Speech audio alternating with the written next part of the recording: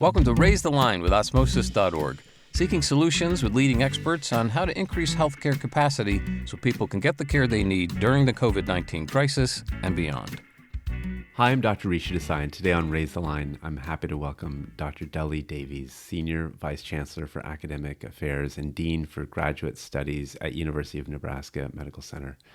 In that role, he's responsible for overseeing UNMC's 6 professional colleges, 14 graduate programs, and the Office of Postdoctoral Studies. Before joining the leadership ranks at UNMC 10 years ago, Dr. Davies was chair of pediatrics at Michigan State University for many years. I'm looking forward to talking to him about the journey academic medicine has been on during the pandemic and learning more about UNMC. Dr. Davies, thanks so much for being with us today. Thank you for inviting me, Rishi. Great to be here. Absolutely. It's wonderful to see you after many years. And, for our audience, I just want to share that we got together in person at UNMC a number of years ago. So it's a nice chance to catch up with you. Absolutely. Yeah, you helped inspire our whole e-learning program here at UNMC when you came and spoke to us with the work you were doing at the time, right, with Khan Academy. So that's right. So great how that's progressed onto Osmosis and other activities for you. Well, listen, I know a little bit about your background, but our audience doesn't. So maybe you can share what got you interested in medicine and particularly pediatric infectious diseases, which, as you know, is an area that's near to my heart. So Rishi, I was born in Nigeria, and I grew up in a family of attorneys, actually, believe it or not. But I had a cousin who was raised by my dad, who was a physician. And he was sort of the go-to person in the family for all kinds of health issues. I just thought he was really cool. And he was my first real inspiration for medicine. But then, I went to England and then subsequently went to medical school in Canada.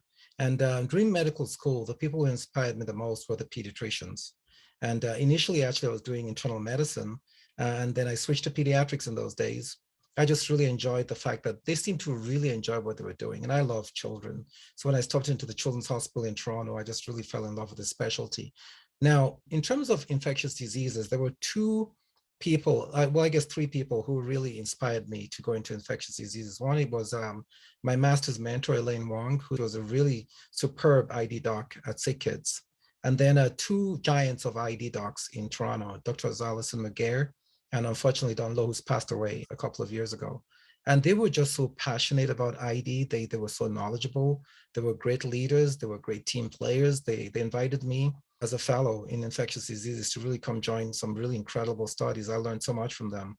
And so it's really a specialty that crosses all organ systems. And, you can be a real doctor, do everything in infectious diseases. Plus, I love to travel internationally, and ID gives the opportunity to give back. Have you taken trips to Nigeria? I have. I've taken trips to Nigeria, and I've taken trips to many other countries, all tied to ID. I'm curious, a lot of folks do clinical practice, in pediatric ID or other specialties, but never really get involved in admin or leadership. And so I guess 2 questions, like how did you get involved? And then what inspired you to want to pursue that? Interestingly enough, when I finished training at the Hospital for Sick Children in Toronto, I was recruited to go out to Calgary. And, I had a master's in clinical epidemiology. In those days, I was, I guess, some of the earlier waves of people who were trained in that field. So I was recruited to help start a clinical research institute, initially a clinical research unit, which I took to become a university-wide research institute. And so at each level, as I was there, being a smaller organization at the time, I kept on getting tapped to come help lead this committee here, or chair this scientific review committee there. And as I was tapped to take on more and more of these leadership roles, I realized that I had certain skills that I wanted to develop. So I started taking more professional development opportunities, leadership classes, or maybe just doing certificates that helped me improve my skills. I wanted to avoid something known as Peter's Principle. I'm not sure if you're familiar with that term, right? Peter's Principle is the notion that you will keep getting promoted until you hit your level of incompetence. Yeah, and I certainly don't buy into that, but I do believe that when you get promoted at every level, you're going to find things that you don't know. I mean, things you'd never learned before. Even now in my career, I'm still learning things every day. And so I think just the idea that, I can move away from personal goals to creating a vision and inspiring other people around that shared vision and helping them develop their personal and professional goals while also building an organization, and organizational strength motivates me now. So it means less recognition for me as a person, but more basking in the reflected light of those whose success I can enable by the visions that we jointly move forward. So, leadership is really exciting to me because, again, it's really enabling and allowing other people to succeed, and also watching something that, you can create out of nothing become a reality. What is your take on how leadership is taught or not taught in med school and residency and fellowship? Like, do you feel like that you learned any of that in your formal training prior to joining admin roles and leadership roles? I think the short answer is no, formally, but I had some incredible role models who were leaders that I just basically watched and mentored and monitored myself after. And I mentioned a couple of names earlier, Alison McGee, Don Lowe. It's interesting. These were two just, they would consider themselves just ID docs. And, but what I saw as a fellow coming from another lab where the leader was a micromanager, everybody was scared to do anything. They did not have much productivity in that lab. But once I stepped into the lab that was run by Alison McGee and Don Lowe, what I found was a vibrant, thriving lab where everybody was contributing. They were very productive, putting out abstracts and papers. And the thought crossed my mind, how is it that this lab is so productive? And this other lab that's also in the same CD, also in a prestigious part of the organization, was so stagnant. And I realized it was all about how they handled people. They allowed people to be creative. They gave people freedom. They welcomed new ideas. Of course, it was a functional lab and, research lab, but they still allowed people to be creative and give them time to explore ideas. And I learned so much from them, just watching how they handled people, how they enabled people to succeed. We would have grant deadlines where we may have maybe 2 weeks to put together a grant, but everybody came together. Everybody came together and wrote together, and they would order food for us to eat. We would all stay late, but honestly, I didn't even know that I was working. I was having so much fun, and it was such an honor to be part of the team that I really just enjoyed it. So I've tried to embody that myself in my career, to try and learn just by watching people. And I try to learn from different people and take nuggets of wisdom from so many people. Of course, I have a lot of formal training in the interim, but I think I've learned as much by watching and observing and being mentored by people as I have from any formal classes I could ever take. That makes a lot of sense, and certainly has been my experience as well. I'm curious now to learn a little bit more about UNMC. What do you think are some of the things that set it apart? What are some of the strengths of the program? So, it starts with our mission, right? You always want to start with a mission, and our mission is to lead the world in transforming lives, to create a healthy future for all individuals and communities through premier educational programs, innovative research, and extraordinary patient care. Now, I will tell you that that is what we do. I mean, it sounds very similar to a lot of other organizations, but we really take that mission very seriously. We have Health 6 professional colleges, graduate studies programs, and we have institutes of cancer and developmental disabilities. We've had 21 straight years of annual growth in our student body, 21 straight years. We now have almost 4,400 students. And these are all health professional students and research students. We're anchored in Omaha, but we take our mission to serve the communities very seriously in that we have campuses all over Nebraska, which is a 500-mile wide radius of urban and rural Nebraska. Our rural and urban programs are among the best in the nation. We have several programs that are ranked in the top 10. Our rural and primary care programs have, in the last several years, almost exclusively been ranked in the top 10. Our nursing program is ranked in the top 10. Our PA program is highly ranked. I think it's number 15 right now or something. So we really take this mission. And by the way, it's not about the rankings. It's all about the people, the quality of people from all over the country, from all the highest quality institutions and all around the world who work here and make this such a great place. We also have something very unique in Omaha in that we have an extraordinarily supportive community. I've lived in many communities. I have never lived in a community where the leaders, the community, and the philanthropic community are so supportive of the organization. They invest in us. We have facilities that are second to none. We have core facilities, we have buildings, we have healing arts programs. Where you come to UNMC, we have some of the finest art by Dale Chihuly. You might have heard of Dale Chihuly, who is a glass artist. We have some of the finest art that is ever put anywhere in the nation. And so it's really not only just about doing, it's also about the way the whole program is structured to really heal and also to be fully engaged within the community. And we cannot do that without a community support. We have our research programs also have continued to grow. And now we have about $228 million worth of external research funding every year, which again, it's really a testament to the fact that we have so much community support. And that support probably was strained or tested over the last couple of years with COVID. What were some observations that you made as UNMC got through this pandemic? Rishi, one of the things that struck me is how resilient our people are, our students, our faculty, and our staff. I mean, there was a lot of stress. Obviously, many people lost relatives or friends. Many people themselves got COVID, but we came together. That's really what struck me, was how the whole organization came together. We had so many people volunteering in the community, so many of our faculty, staff, and students, and actually, because we have the Global Center for Health Security, we had a lot of the nation come to us for help. So we were the first place that Americans who came off the Diamond Princess cruise ship were evacuated to. We had the nation's state-of-the-art national quarantine centers, the only federally funded quarantine center in the nation. So we were able to take the first group of patients and learn very quickly a lot just from those patients as to, a lot of things that helped inform the rest of the nation as to what we needed to do to care for COVID patients. Our Center for Global Health plus the College of Public Health developed so many resource and training materials on COVID that was distributed for free to the whole world, really, about how to manage COVID and just guidelines for quarantine, etc. I really am especially proud of our faculty, staff, and students and how we pivoted from basically coming to work every day to learning, teaching, and working remotely. And, I know every organization had to go through this, but I will tell you that our IT team, our faculty, our, instruction designers, how they were able to quickly come up with tools for allowing our faculty to keep teaching and our students to keep learning, making sure that we had all the different equipment that we needed to make sure that this was a success.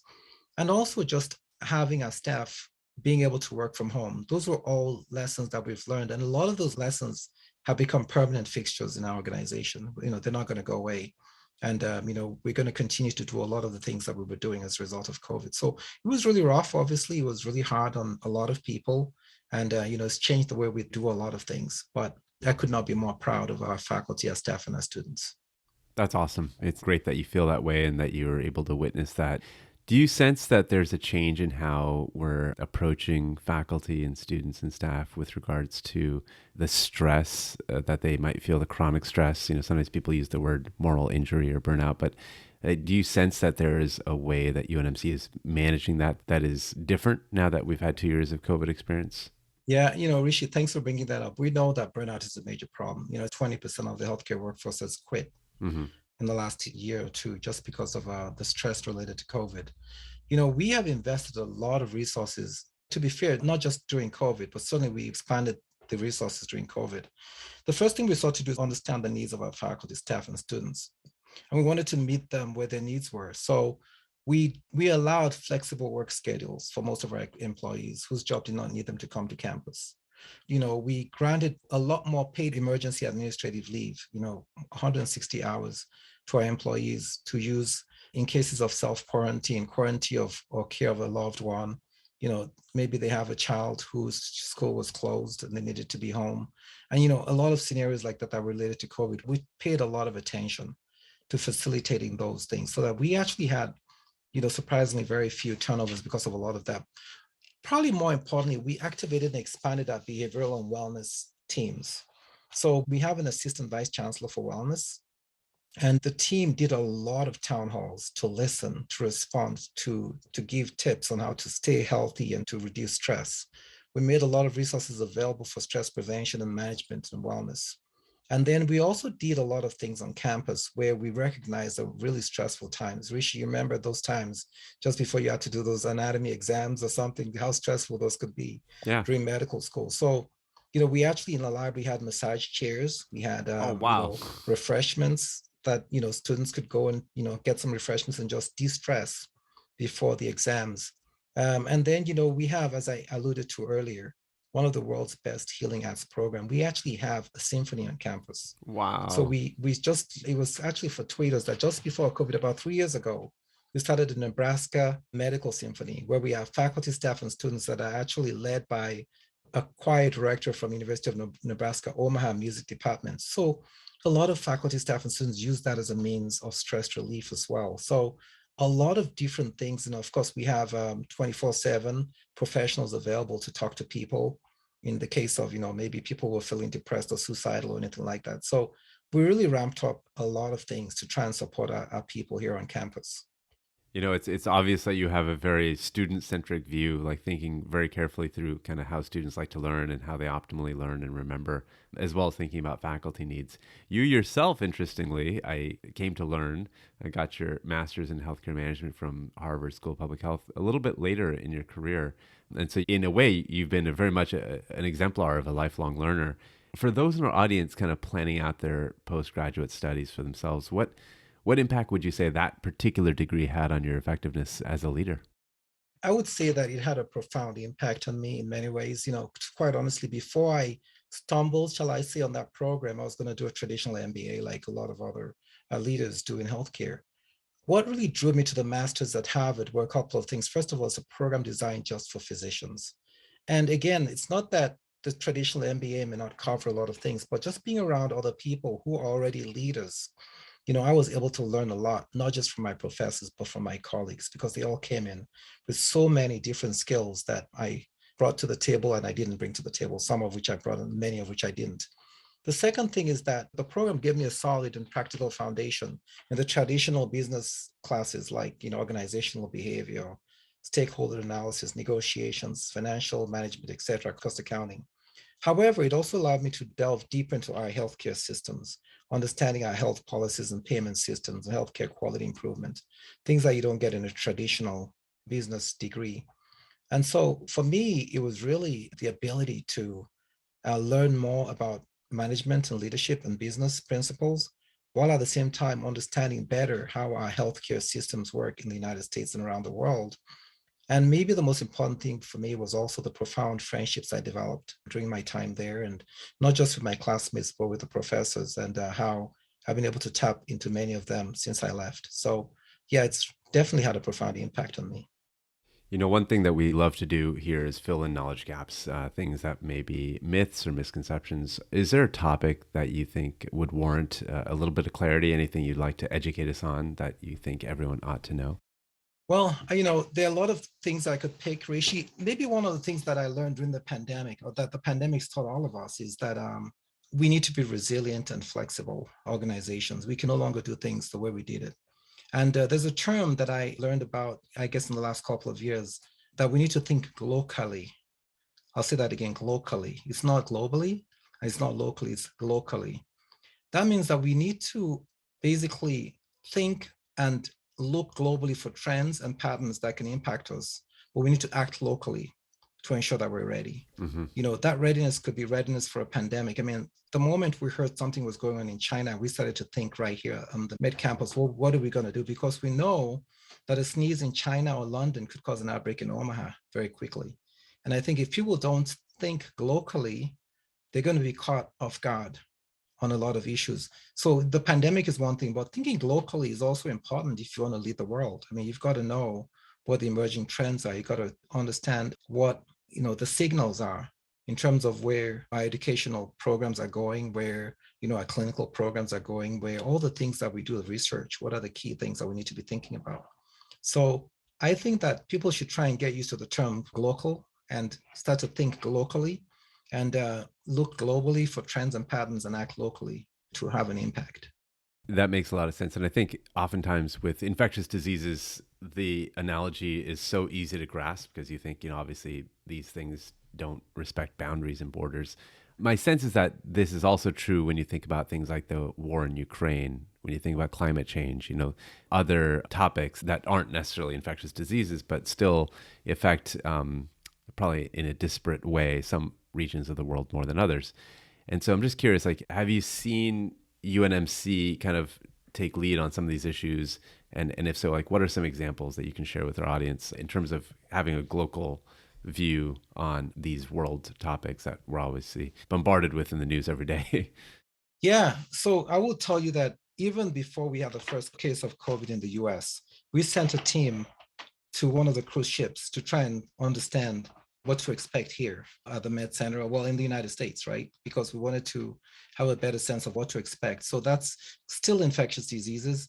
However, I think that we, the Med Center, are always looking for signals around the world as to areas that we're not perhaps as focused on right now that we need to be more focused on. And a lot of those areas are tied to our academic programs. We want to be leaders in some of the programs that we've started here, for example. And again, this ties into infectious disease, but it's actually more health security. We're in the process of developing the very first health security fellowship program in the world. And we've applied to the ACGME for this, and hopefully we'll find out that we got it approved. We're doing a lot in health security right now. And we know that this is an area where we need to be resilient as a nation. And a lot of places teach about disaster management. They teach about biocontainment and infectious diseases, but there's nobody that's thinking about overall health security from a multi-layered, multi-dimensional point of view. And we're leading that. So it's always looking for signals. There are futurists, that look for signals and try to predict what's going on. We want to be able to sort of create our own future here by leading and making sure that we're ahead of the curve. I think that's a really helpful framing. Thinking about health as a security issue helps to explain why it's not just a moral imperative, but also an economic imperative, a security imperative to make sure that in the case of COVID, the world gets vaccinated, for example, because disease anywhere can, as you said, strike people elsewhere as well. And the same is true for issues of migration, issues of climate change, et cetera. So I think that's a really wonderful way of framing up the issues that are increasingly kind of upon us. Any final advice for folks in our audience? We have a lot of healthcare students as well as faculty that may be interested in learning what got you to where you are today and what can they do in their own careers to help create an arc that's maybe similar in some way. I would say find your passion and pursue it. I believe I love what I do today as much as I did the first time I stepped into what I was doing. And a lot of that is tied to my just diving in and making sure that I fully interact with people, ask questions. There's nothing better than to really do what you enjoy and love doing, getting paid for it. If you really go to work every day and you look forward to going to work and you get paid for it, that's the best. Having said that, it's important that you continue to build and expand on your repertoire of skills. I learn every day. If I go to every meeting, my goal is to learn one thing. If I go to a conference, I want to make sure I come away with one or two takeaway points that I can learn. So have a mindset of learning continuously. If you stop learning, then it's time to find something else. Continue to expand your repertoire of skills, leadership, seek out mentors, seek out sponsors, and then be a mentor, be a sponsor. Find some balance with your work.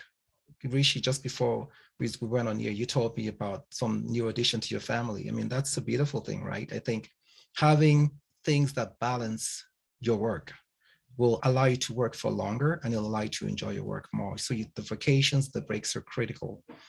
And then I would say, get ready because there will be opportunities that will come, and make sure that you pounce on them when they come. And that often comes wrapped as something that looks like hard work, and it gets wrapped as something that looks like it's intimidating. But, you're never, ever going to hit a home run if you don't swing. Babe Ruth missed a lot more than he hit, but he's remembered for those hits that he got out of the park. Yeah, that's a very inspirational thought at the end there about Babe Ruth. And I think that's a good point, and maybe a wonderful one to end on, is finding balance and bringing out the most in yourself kind of personally helps enrich your professional career as well. Listen, thank you so much for being with us today. That was a marvelous chance to kind of get to know you and your career a little bit better. Thank you, Rishi, and thank you for the opportunity, and thanks for what you're doing. I think, promoting important health topics like you're doing with Raise the Line is really very important. One of the things that we hear a lot about is misinformation and malinformation and disinformation. And I think having programs where you can actually get credible information out to the public is critical. So thank you for what you're doing. Well, I appreciate you saying that. I'm Rishi Desai. Thanks for checking out today's show. Remember to do your part to flatten the curve and raise the line. We're all in this together.